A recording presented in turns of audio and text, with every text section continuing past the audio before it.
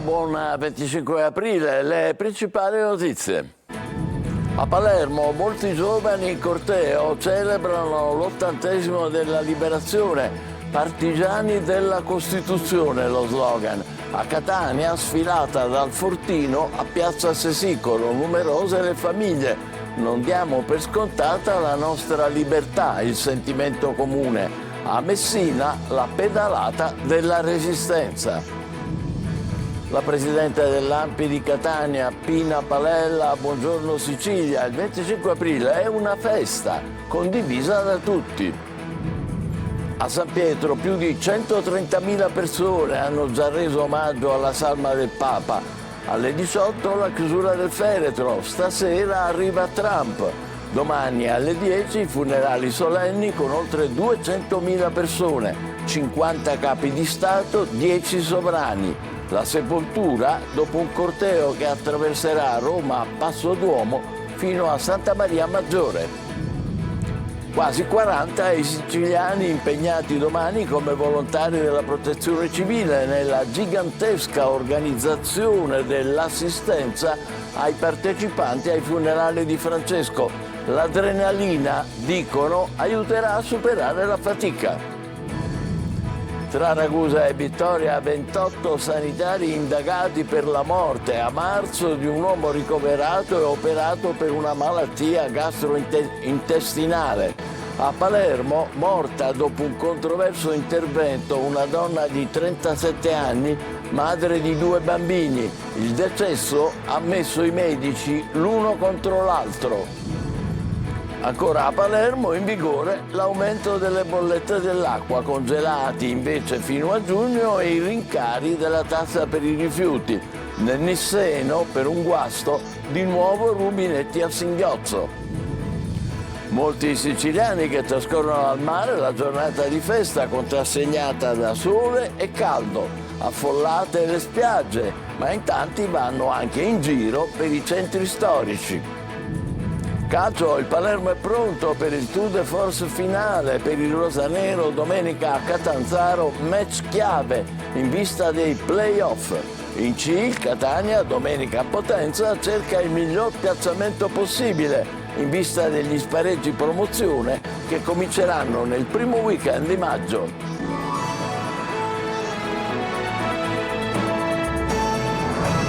Bentrovati, 25 aprile a Palermo, cerimonia, corteo in Via Libertà, interventi al Teatro Massimo per l'80° anniversario della liberazione. Marco Gullà.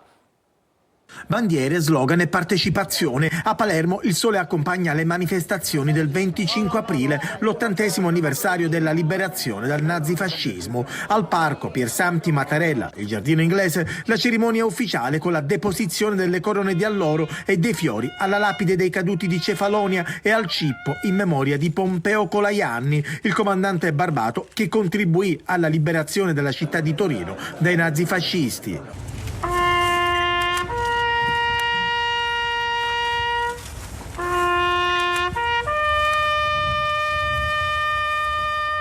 È una giornata di memoria, ma è anche una giornata di impegno per oggi, perché come è evidente il fascismo non è solo una pagina di storia, ma vive e si alimenta in mezzo a noi. Subito dopo il corteo che ha percorso la Via Libertà fino ad arrivare sulla scalinata del Teatro Massimo, in testa uno striscione con scritto "Partigiani della Costituzione". Grida solo per la via, fermatevi, parliamo di poesia. E sulla polemica nazionale nata dalle parole del ministro Musumeci sulla sobrietà delle manifestazioni, il sindaco di Palermo commenta così: le manifestazioni devono essere, sobrie di per sé, purché siano e mantengono intensità di valore. Anche Catania ricorda il 25 aprile con un corteo partito da Piazza Palestro, tanti giovani e le famiglie, per ricordare di non dare per scontata la nostra libertà. Eva Spapinato.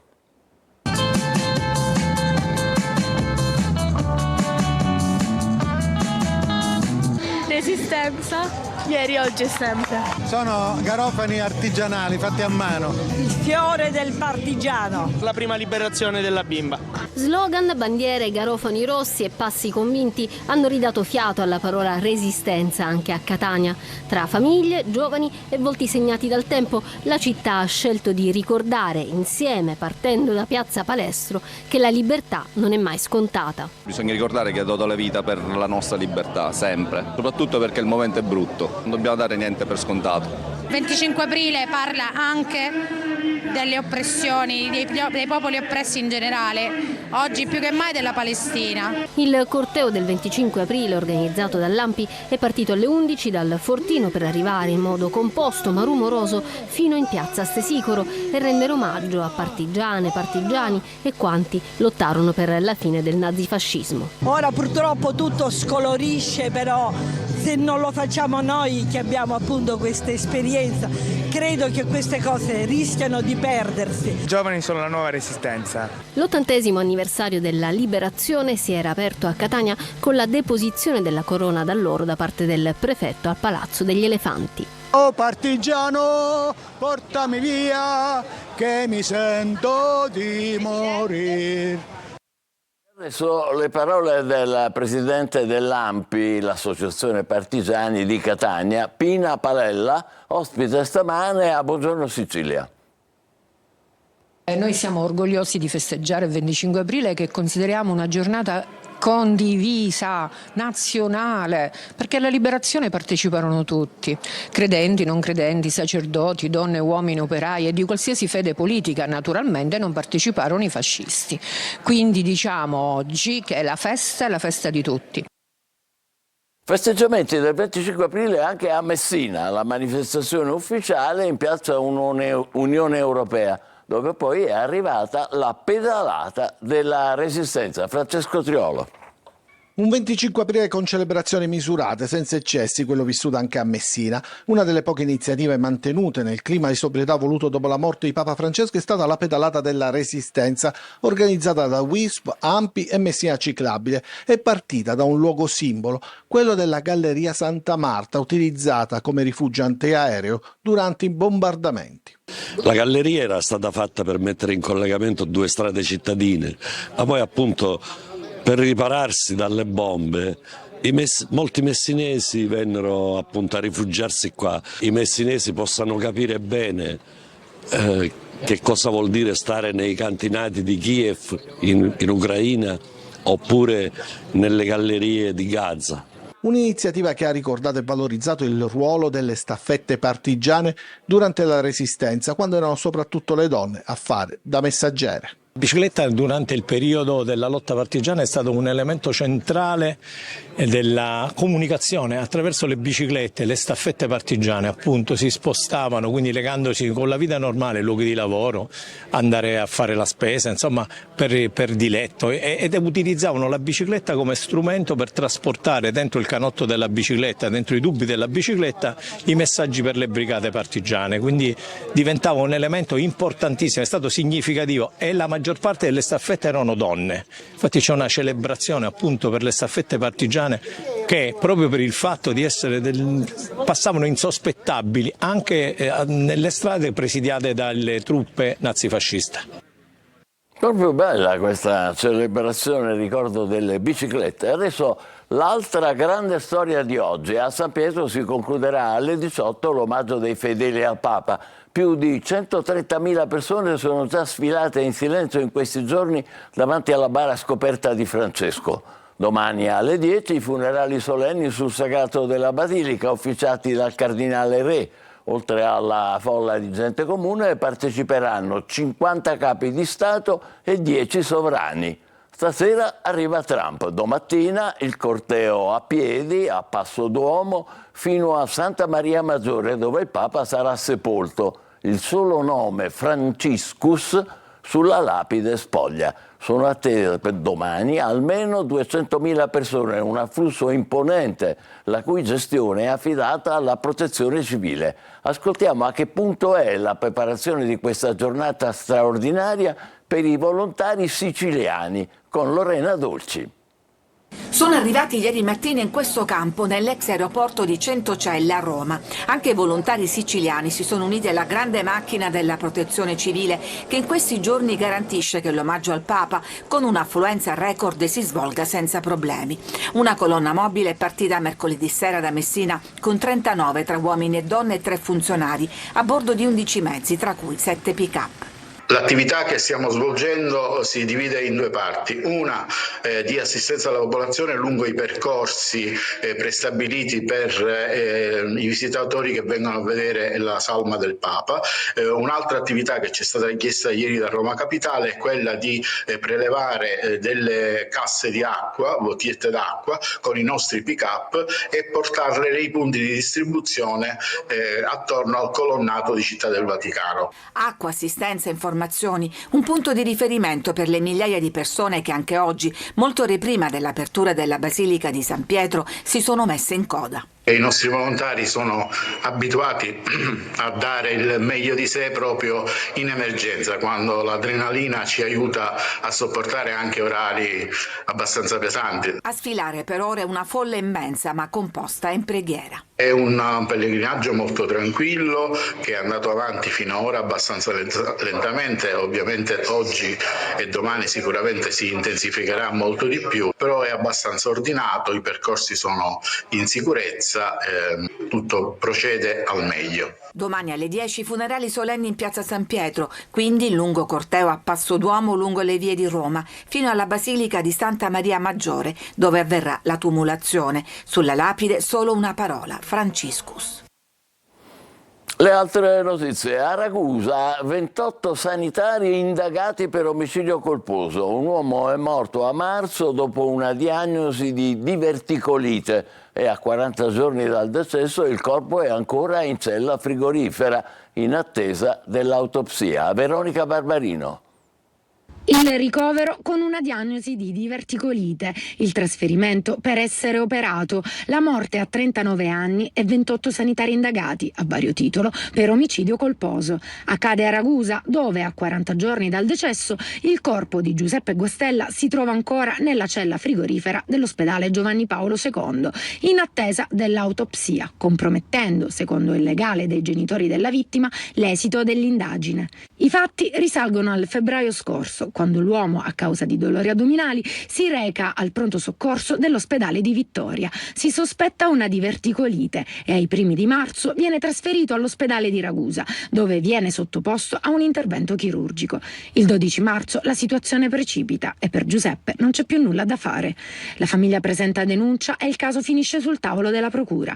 Il tempo passa, ribadisce l'avvocato, e anche se il corpo è custodito in una cella frigorifera, le modifiche strutturali degli organi possono vanificare gli esiti degli studi istologici e compromettere fatalmente l'accertamento delle cause della morte. Sul caso l'ASP di Ragusa non rilascia nessun commento. E adesso a Palermo, dove una donna è morta per un'operazione che non si sarebbe dovuta fare e per questo decesso i medici litigano fra loro e le cartelle cliniche risultano aggiustate. Un sanitario ha raccontato a un deputato regionale la sconcertante storia di quel reparto. Manlio Viola. Morta a 37 anni per un caso di mala sanità, per una operazione che non si sarebbe dovuta eseguire visto che il tumore che affliggeva quella donna era curabile. La denuncia non viene però dalla famiglia della vittima, ma da un medico del reparto ospedaliero nel quale la donna è deceduta. Secondo il medico è stato commesso un errore grave perché l'equipe sapeva che non avrebbe dovuto addormentare la paziente e lo ha fatto lo stesso. La donna da quell'intervento non si è più svegliata ed è morta in seguito alle complicanze post-operatorie. Per queste e altre vicende il medico ha chiesto conto e ragione al primario ed al chirurgo, ha litigato con i colleghi, ma l'unica cosa che ha ottenuto è stato il crescere della tensione e una serie di ritorsioni che definisce mobbing costante.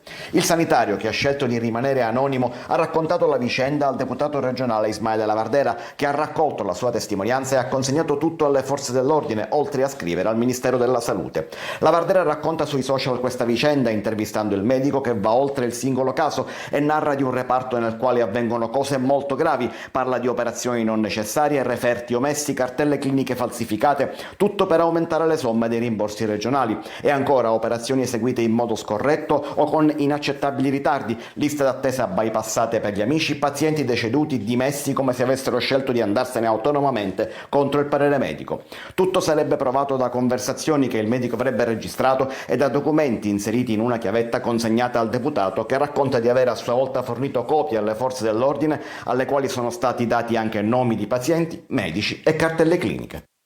Beh, lì c'è molta chiarezza da fare. A Caltanissetta intanto torna la penuria d'acqua, questa volta per un guatto alle condutture, distribuzione a singhiozzo per l'intera giornata, regolarmente serviti solo ospedale e carcere, erogazione del tutto sospesa a San Cataldo e Serra di Falco. Intanto a Palermo diventa operativo l'aumento delle bollette dell'acqua. Il Consiglio Comunale invece ha congelato fino a giugno gli aumenti della tassa per i rifiuti. Manlio Viola.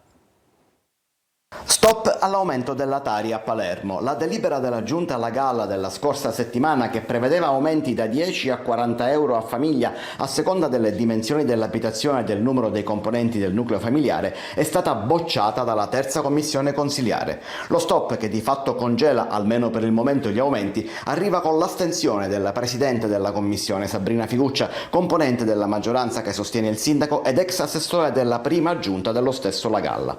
L'intenzione è quella di tentare di coprire il buco da quasi 7 milioni di euro utilizzando il maggiore gettito della tassa di soggiorno. Per farlo ci sarà tempo fino a giugno, visto che il pagamento della prima rata è slittato. Già lo scorso anno gli aumenti dei costi dei rifiuti erano stati coperti con il gettito della tassa di soggiorno. Ora si conta sull'aumento dovuto alla nuova legge regionale sul turismo, che regolamenta nuove strutture prima non inserite. Intanto però aumenta la bolletta dell'acqua in città e nei 60 comuni del lato idrico che si rivolgono ad AMAP. È stato firmato dall'Assemblea territoriale l'aumento del 7% sulla bolletta legato al nuovo piano tariffario. Soldi che saranno utilizzati per cofinanziare le opere previste con il PNRR e pagare le rate di un maxi prestito di 151 milioni di euro ottenuto dall'acquedotto per rifare per intero la rete idrica Colabrodo della città e della provincia. Torniamo a questa giornata di festa, 25 aprile in spiaggia. Molti siciliani trascorrono così la giornata contrassegnata da sole e caldo, zone balneari affollate, e chi non va al mare sceglie i centri storici. Francesco Aloi. Ombrellone in mano, pronto a piantarlo. Sì. Per oggi facciamo un sacrificio. Sì, oggi siamo venuti qui, mangiamo a mare, all'aria aperta, e ci divertiamo. Spunta il sole, forte e caldo, è il 25 aprile e i siciliani ne approfittano per andare al mare. È una bellissima giornata, c'è tanta gente, la nostra bella Sicilia è sempre piena di sole. Qui siamo a Siracusa, nella spiaggia dell'Arenella. Già di buon mattino sono arrivati ragazzi e non, per una giornata tutta da vivere nel pieno relax. Stiamo prendendo un po' di sole e ci stiamo rilassando qua fra amici. C'è chi vuole arrivare all'inizio dell'estate, ormai alle porte, già abbronzato, e cerca di prendere tutto il sole che c'è. Appena inizia il primo sole qui di solito scappiamo tutti ad approfittarne, ecco. La temperatura è mite e quindi abbiamo deciso di fare un giorno a mare. E poi ci sono i più coraggiosi. La colonnina di mercurio supera i 20 gradi, ma l'acqua, al di là di ogni percezione, è ancora fredda, per non dire ghiacciata. Molto ghiacciata. E quindi al bagno non si resiste? No. Lo facciamo lo stesso. Fredda, è troppo fredda ancora. Chi non va al mare ma non resta a casa affolla le vie del centro, da Ortigia a Taormina, da Palermo alla Valle dei Templi. Una giornata di festa dove con parchi e musei aperti si può gustare anche un po' di cultura, in una Sicilia già piena di turisti. È il momento della nostra pausa, tra poco il calcio con l'attesa di Palermo e Catania per le trasferte di Catanzaro e Potenza. Restate con noi.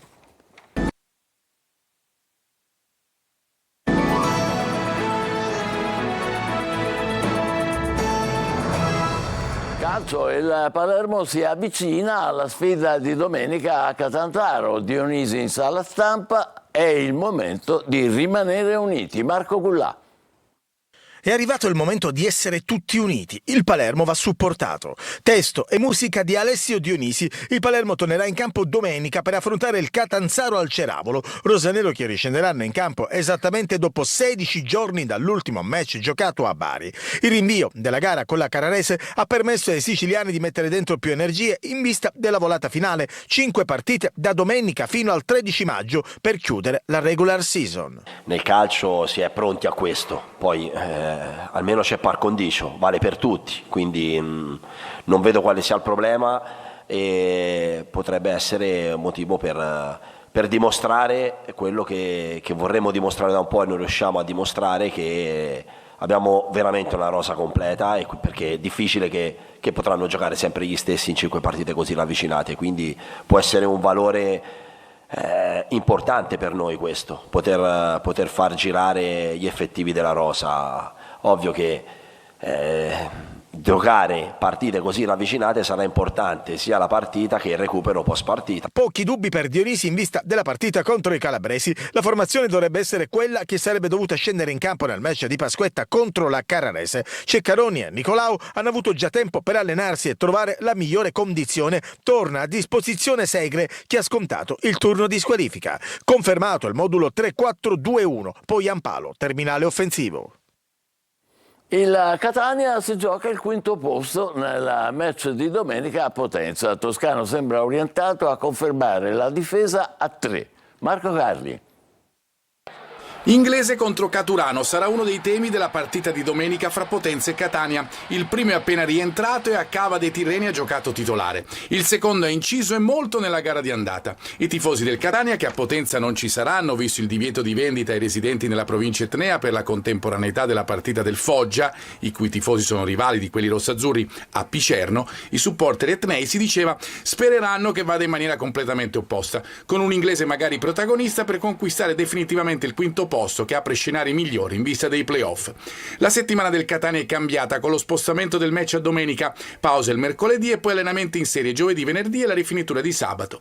Gli ultimi giorni di lavoro rendono plausibile l'idea di un Catania che non cambi l'antico vestito. Difesa 3 dunque, De Rose di tacco in mezzo, Quaini squalificato e poi 2 trequartisti con Inglese davanti.